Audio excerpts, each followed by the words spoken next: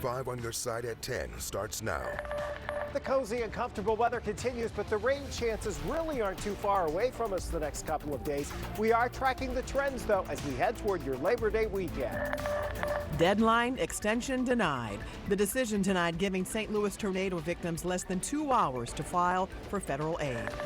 Our top story, finding hope amid the destruction. It is miraculous that there were no fatalities. Tonight, a teen caught in a massive home explosion fights for his life while his family and neighbors seek to rebuild theirs. This is very unique. Never seen something quite like this. This as investigators point to a possible cause. Just hours ago, investigators revealed a natural gas issue likely caused yesterday's powerful blast in North St. Louis County. Good evening, everyone. I'm Kelly Jackson. And I'm Mike Bush. The recovery on Evan Air Drive and surrounding streets is underway, and that's where we find 5 on Your Side's Annie Krall tonight. Annie. Mike and Kelly, it's been more than 36 hours of chaos and confusion here. Neighbors telling us this amount of damage is still very hard to wrap their heads around. House is gone, but if we walk down here, you could see all 3 of the houses that's gone. That's how close Denisha Atkins and her family were to this explosion site, which damaged or destroyed about 25 homes. I don't know, I was just shocked. Her 5-year-old daughter, Journey Taylor, was inside when their home on Davy Drive had shockwaves shake their house.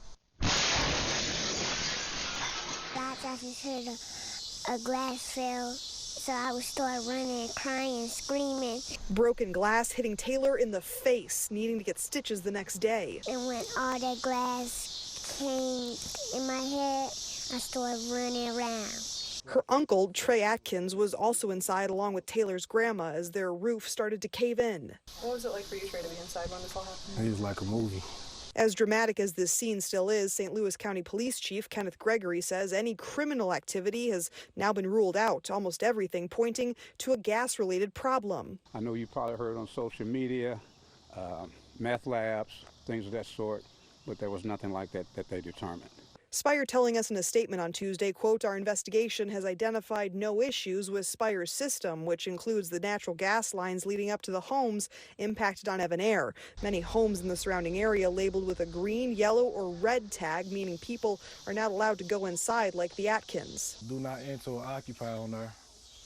So they boarded it all up until further notice. The 5 family members inside now all staying at a hotel, emphasizing the lasting ripples of this still under investigation explosion. This is very unique. Never seen something quite like this. And Chief Gregory tells us today that the bomb and arson investigation is likely going to take months in order to get a final cause. Meanwhile, Blackjack Fire tells us they've been overwhelmed by the number of donations that have come to their firehouse on North Highway 67 as this community comes together. Reporting live in North County, Annie Krall, 5 on Your Side. Natural gas is colorless and odorless. That is why companies like Spire add mercaptan, which gives it a rotten egg smell. If you do smell natural gas, you should leave the area immediately. Avoid smoking, using electronics, or turning lights on or off. And once you get to a safe area, call 911. Spire also has a 24/7 emergency line. The number is 800-887-4173. Tonight, we're learning more about one of the victims of yesterday's blast. 18-year-old Dante Anthony is being treated tonight for burns covering more than 85% of his body. He was the only one home at the time of the explosion. Terrence Hardy says his nephew was in the basement getting ready for work. I guess his instincts kicked in, and by him being an athlete, track athlete, he kicked it into gear. The roof had caved in and blocked his entrance, so the only way for him to really get out was to go through the fire, which is where he sustained a lot of all of his burns of injury. Hardy is hosting a benefit for his family and others impacted by the explosion. That benefit is Sunday from 11 until 3 at the Grandel Theater and Grand Center, and we have much more information on how to donate on KSDK.com. A total of 5 people were hurt in the explosion. 2 people were released from the hospital today. 2 others were treated and released yesterday. Our coverage of the North County explosion continues now on our 5+ streaming app. It is free to download and watch on your Roku, Apple, Fire, Samsung, and LG TV. And you can also get the latest updates on KSDK.com and the 5 on Your Side app. Text the word explosion to 314-425-5355 We'll send you a link. St. Louis storm survivors in need of financial assistance from FEMA have less than 2 hours to begin an application. Tonight, city leaders learned their request to give those impacted by the May 16th tornado more time to apply was denied. Brent Solomon is back from a Northside Community Forum where that news was a hot topic, Brent. It sure was. The message tonight now, if you haven't applied for FEMA help yet, get your request in ASAP. Leaders say you don't have to have all of your documentation and all of your receipts in place just yet. You just have to have that application started by 12 a.m. That's not the outcome city officials wanted. We went back to them and said we are still having about 300 or more people coming into the Disaster Recovery Center a day that are new signups. We really need an extension. But unfortunately, they told us that we didn't, quote, meet their criteria of need. Board of Aldermen President Megan Green expressing her disappointment with the federal government denying the city's request to give those impacted by the tornado more time to apply for help. FEMA granted a 15-day extension earlier this month. That time is now up. We've gotten a fraction of what we have seen in other disaster areas.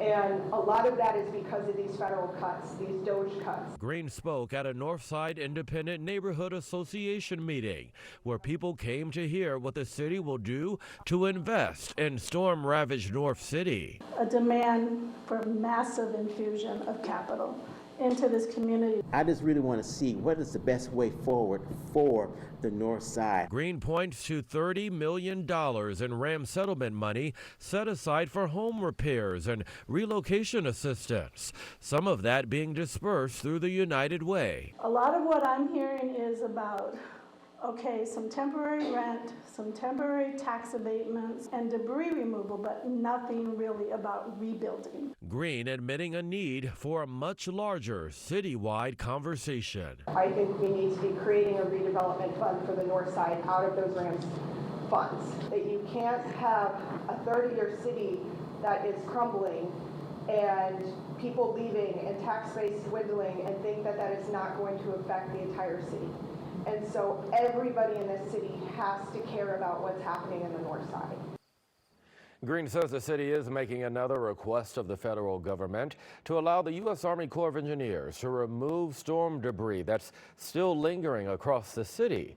If the city removed it, it could come with a $700 million price tag. Green says the state is even willing to offset the cost if the feds sign off. 2 disaster recovery centers will remain open until further notice to assist storm victims. For more information on how to apply, text the word FEMA to 314-425-5355, and we will send you a link. Tonight, the investigation into St. Louis Sheriff Alfred Montgomery is expanding. 5 on your side obtained federal grand jury subpoenas about several incidents earlier this year. Now, this includes allegations a sheriff's deputy beat a hospital patient in a wheelchair. The sheriff's office fired that deputy, and days later, federal subpoenas zeroed in on his records and the video of that alleged assault. The sheriff adamantly denies any criminal wrongdoing and that we are prepared to meet any allegation head on based on actual evidence. The FBI probe is also looking into the handcuffing of Jail Commissioner Tammy Ross after she blocked Montgomery from questioning a sexual assault victim. Missouri Attorney General Andrew Bailey was heading up the push to expel the sheriff. He is now about to become the 3rd most powerful person running the FBI. Secretly recorded. Gunshots and multiple fights created a chaotic and scary weekend at City Fest in O'Fallon, Illinois. And just 14 hours ago, a 14-year-old was charged with reckless discharge of a firearm. The teen is one of 17 juveniles arrested over 2 nights. The gunshots rang out as officers tried to break up a crowd of near 100 teens. No one was hurt, but the festival was shut down 3.5 hours early. O'Fallon police blame unsupervised juveniles who show up at community festivals with an intention to cause problems.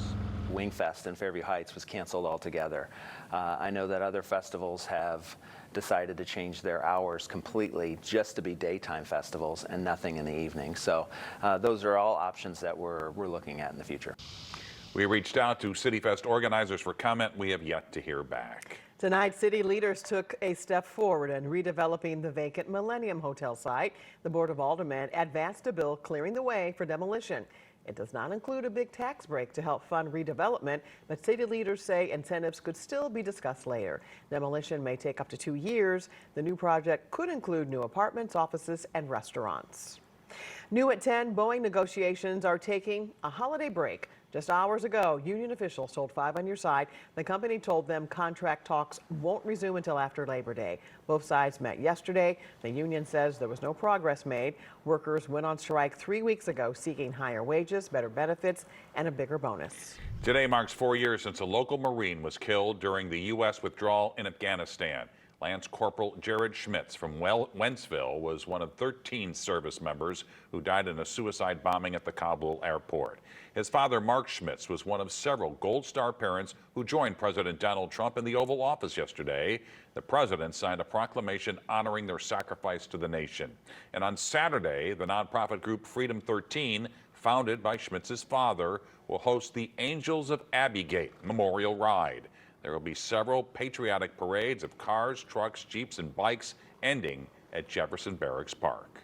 A Catholic consolidation causing controversy in St. Louis. I am puzzled by those overturning of my decisions. Tonight, Archbishop Mitchell Rosansky reflects on the response to his restructuring plan and shares where all things new stands now.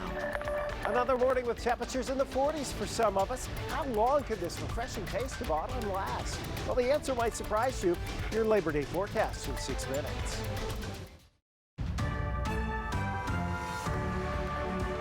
This week marks 5 years since Archbishop Mitchell Rosansky took over the St. Louis Archdiocese. A standout of his tenure so far is the controversial restructuring plan of parishes. Tonight, only on 5 on Your Side, Ann Allred sits down with the Archbishop to discuss the status of all things new, specifically what's next for parish schools. In his 5 years at the helm, Archbishop Mitchell Rosansky often made headlines for all things new.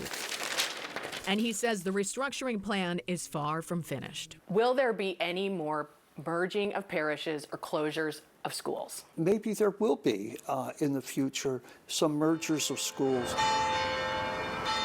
In 2023, the Archdiocese warned that up to 1/3 of Catholic schools could close. A handful already have, but most remain open. The last official action came 18 months ago, in February of 2024. When Catholic school leaders were asked to submit long-term feasibility plans. I think a lot of the parents in these schools think that the school part is kind of finished. There were closures and that everybody's safe now. But it sounds like, from what you're saying, you haven't even really begun to get to the schools. Am I characterizing that correctly? We got the feedback from our people that let's work on the parishes first. After we settle with the parishes, then let's look at the schools. So we're in that phase of looking at the schools. When pressed for details on a timeline or next steps, Rosansky admitted there isn't one. It sounds like it's an organic process. There's no timeline. You'll just evaluate as you go forward. That's correct. So who ultimately initiates the closure of a parochial school? In a statement, the spokesperson for the Archdiocese said, the ultimate decision-making responsibility rests with the pastor. And should a parochial school be deemed no longer viable, a recommendation to close the school comes from the pastor. If the Archdiocese agrees that school is unsustainable, that's when a closure occurs. As for the parishes, the consolidations are complete. 178 parishes merged into 88 pastorates. 17 of those parishes appealed to the Vatican. 3 of those appeals were successful. Do those reversals indicate any kind of flaw in the system or lack of consultation? You know, I am puzzled by those overturning of my decisions because we followed the process to the letter. So I don't know what happened over in Rome that somebody rejected my decisions, but I just have to live with that. He's also living with the reality of leading. and says he wouldn't change one thing in the last 5 years. It's going to be a difficult job. So I just expect it. I expect criticism and expect that, as I say, nobody wants the job, but everybody else knows how to do it better. While there are no active plans for school closures, if a parish priest recommends a closure, it will be considered. There's much more to this interview, including teachers' salaries, his reaction to Pope Leo, and some strong words about President Trump's immigration crackdown. You can watch the whole unedited interview right after this newscast on 5+ and anytime on demand. Download the app on your LG, Roku, Amazon Fire, or Apple TV and watch for free. I'm Ann Albrecht, 5 on your side. Some Mizzou students are having a hard time getting tickets to football games this year. It's thanks to a new ticket claim process, leaving students without tickets or waiting hours to get one. Students now have to pay $200 just to have a chance to claim the tickets. The digital line could then take hours with no guarantee you'll get one. Seems like year by year it just gets harder to get a ticket. I can kind of see why they would do it, to like hype up the games. But at the same time, if you pay for a student ticket or for a zoo pass, you should probably get tickets to all the games. Later in sports, Frank will tell us about a big rule change at Mizzou home games coming up this season. The Gateway Arch is going dark next month. The National Park Service will turn off the large spotlights that illuminate the monument for the entire month of September. The move is to protect birds using the Mississippi River to migrate south for the winter. Chief Meteorologist Scott Connell joins us now with the weather impact forecast, and the birds have no reason to leave the St. Louis area right now. No. It's beautiful. They're already starting back, though, and with each passing cold front that we see from here through the month of September, there'll be another wave of them sliding through it. With this cool air that's been around, we've already seen that first wave start to move in. Things fairly quiet out at Lambert tonight. A lot of the Southwest jets are up at Terminal 2. Looks like the lights are off, and so they're set for your morning flights tomorrow. The only flight problems late this afternoon, this evening out around Denver, but here at home, we've had that mainly clear sky. Temperatures are still in the 60s in St. Louis. It was the third day in a row where we didn't hit 80. We stayed in the 70s this afternoon. And because of that, you got to go back to 2017, go back 8 years to find that 3 days consecutive. In addition, our dew point's up to 50 right now. But this afternoon at 4 o'clock, the dew point dropped to 40 degrees. So that is a record low dew point. So the air on this particular day has never been drier than it was this afternoon. Now, those dew points are still in the 40s and 50s. That's about where our low temperatures will likely be heading into early tomorrow morning. By the way, in addition, here's something you won't get off the app. There are only 5 other days since 1945 in the month of August that have had dew points at or below 40 degrees.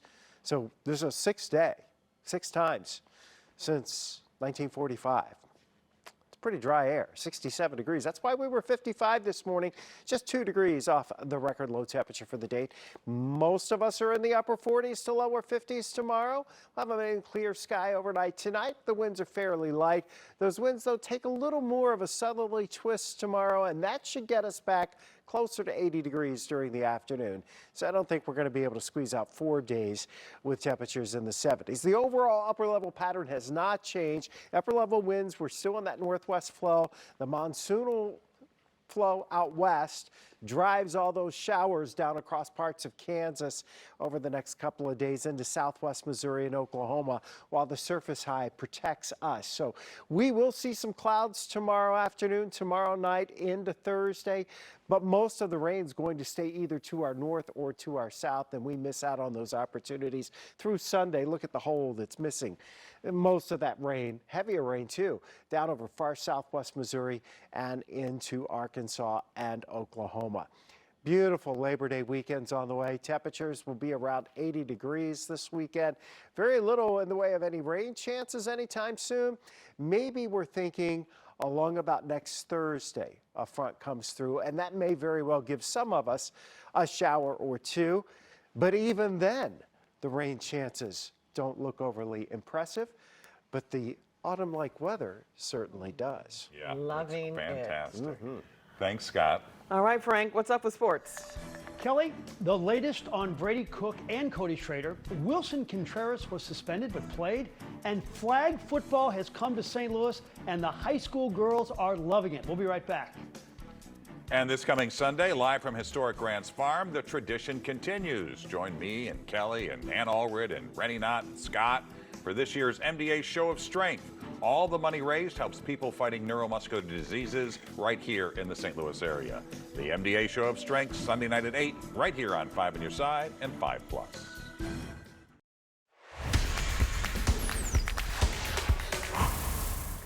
So this Wilson Contreras crazy tantrum last night got him a 6-game suspension. He is appealing, and he actually played tonight and went 0 for 3.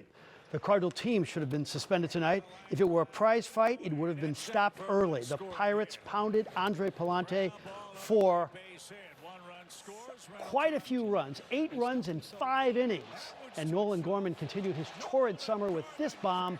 Pirates win it 8-3, the skipper on his starter. When it doesn't go his way, he still kind of grinds through it, and then there's times where it's beat him, and he doesn't recover well. So I think we've seen both sides of it, and we'd like to see more of him grinding through it when things don't go his way. Brady Cook had a nice preseason for the New York Jets. He was put on waivers tonight. If he's not picked up by another team by noon tomorrow, the Jets are expected to sign him to their practice squad, and he would be their number 3 quarterback. The Rams cut Cody Schrader. He also had a good preseason. You would think Cody would be enticing for another team to pick up.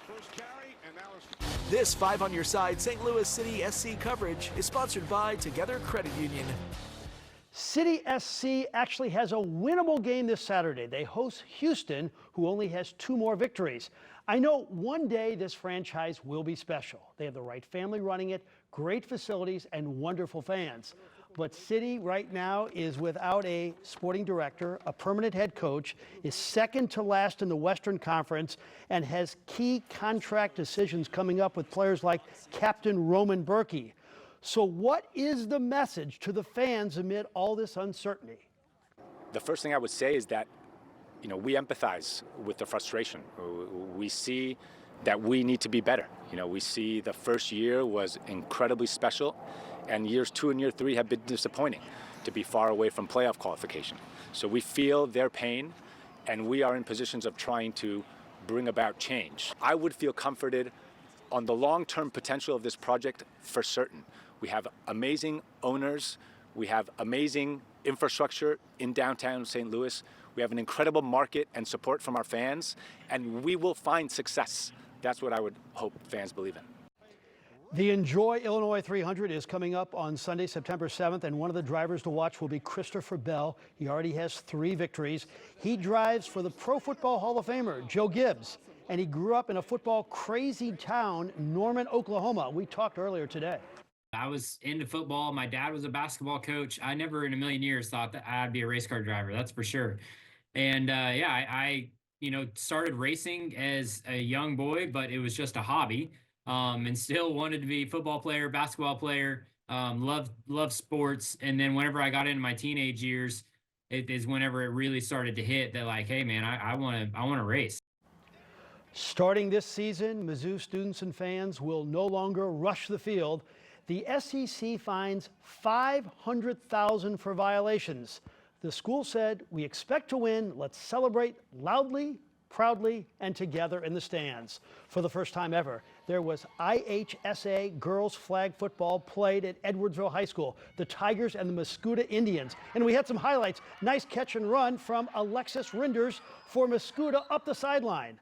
But Edwardsville was flying home. Check out this trickery. Gabby Thompson ends up with the ball, and nobody is going to catch her. She rumbles all the way for a long Tiger touchdown. All Edwardsville tonight. They win it 40-0. And Those are some athletes right there. Yes, and the really cool thing is, these girls are going to end up being passionate football fans. Yeah. So that means they'll be playing fantasy football with all of us in a few years. And probably beating us. Exactly. Yeah. It's great to see it, though. All right. Blues players are getting some new stylish sweaters this season. When you can score yours. The St. Louis Cardinals are already looking ahead to next season. On this National Dog Day, the team used local adoptable puppies from the Humane Society of Missouri to announce their 2026 schedule. The Redbirds will open the season at home on Thursday, March 26th against Tampa Bay. The team will be on the road for all holiday games. And let's go Blues. Fans can start buying the team's new jerseys next week. An online pre-sale starts September 3rd at 10 a.m. Season ticket holders will get early access 1 hour before the Winter Classic-inspired sweaters will go on sale exclusively at the team store at Enterprise Center on September 8th. The Note's first preseason game is September 20th in Dallas. Hard to believe that's just a few weeks away. It is. Can we have a repeat of today's weather? Why not? I don't see a problem with that. All right. Maybe add a couple of degrees to it tomorrow. We'll be right around 80, and then low 80s Thursday and Friday. Don't really see much in the way of rain. Your Labor Day forecast looking good. It's feeling like football and hockey season. It really is. There you have it, 5 on your side at 10. We're always streaming on 5+. Be sure to start your day with Today in St. Louis at 5 a.m.